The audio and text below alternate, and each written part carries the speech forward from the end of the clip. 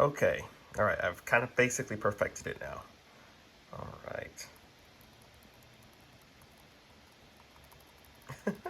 Look at this game. Look at this game. Oh man, these combos are brilliant. I've added in some effects to the screen. Let me see. So basically, any combo above 5 hits, if there's a combo string you are doing that is above 5 hits, it'll switch the camera angle for just kind of a dynamic view. There aren't that many combos that do it, but I know of course, his main combo does it. And it just gives some pretty cool angles for those additional attacks. Just makes it look a little bit different. Change it up. I'm not sure if I'll keep that. It could become distracting, so I'm not sure. Let me try this other combo here. You see, so I think it works pretty well because it only activates if you go for that final hit. So you should have enough reaction time to, go off the screen, and it's not all the time. Again, it's only for these longer combos, such as this one. It also does it for, I think, his shadow clone one. Let me see. 1, 2, 3, 4.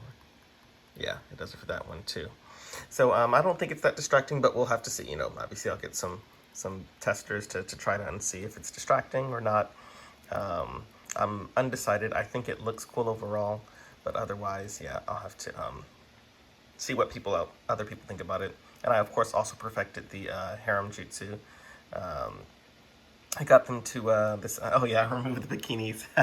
I mean, Sexy Jutsu has never worn a bikini, never. That was only in the game, Clash Ninja games as censor, and Naruto games as censorship to keep the rating at teen versus M.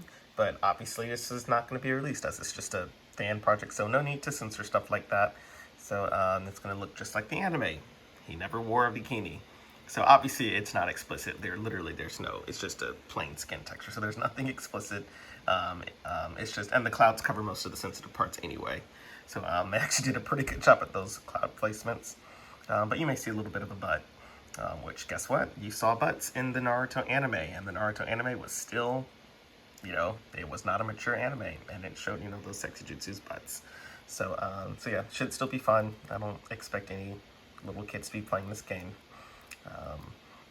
And then I also changed the attack since the last time I did his harem jutsu. It's now this kind of back. I added back B. Yeah. Now I need to add the guard frames. So right now this just operates as a normal attack. Obviously, if you get punched while you're doing this, it won't immediately knock you out of it. There's not. So I got to program those guard frames for the back B attacks, but the attack itself is in the game, and the animation wasn't too hard. Fortunately, it only took me about an hour, 2 hours to do this.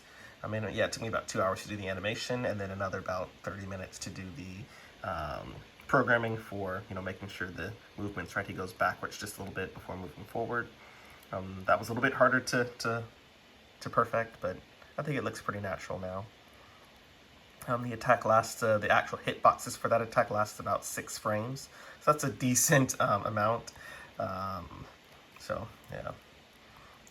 And I didn't notice until now, but certain attacks make you go higher. So like his forward B when you bounce, see it's only a little bounce. But the back B is a higher bounce. So you can go right into strings from that one. Same thing for how far they fly. See, he doesn't go that far away from the character when it's the short bounce. But for the back B, I made it go further away again, so it's easier to start that combo string.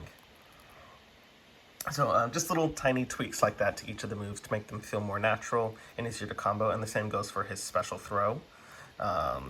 So, yep, you got to be careful with that throw. That throw is a powerful throw. I think this might be, other than this attack, I think that may be his strongest attack. But otherwise, this would be the second strongest. But it, of course, can be substituted from as well. So, yeah, use those substitutions. Oh, and, of course, utilize your guard so that you can't be thrown. Still takes 5 frames to activate, so, be careful. You are vulnerable.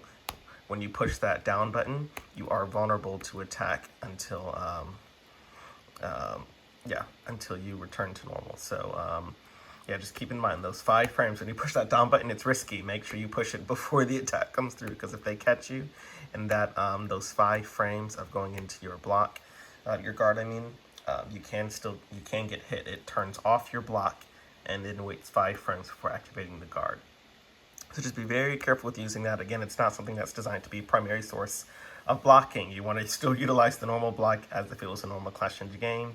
This, again, is just special. If you can predict that they're about to throw you, you can go ahead and go into guard. Or if you detect they're about to do, like, for example, Naruto's down A is really predictable. So it may, I'm playing with one hand, it may be worth to go ahead and guard that one so you don't go flying in the air like normal. So just make sure you use it sparingly so you don't end up in a combo. But anyway, this is the game so far, and it feels amazing. I love it. Well, oh, I killed him. Yay. Well, I'm gonna go to bed because it's super late. So have a good night.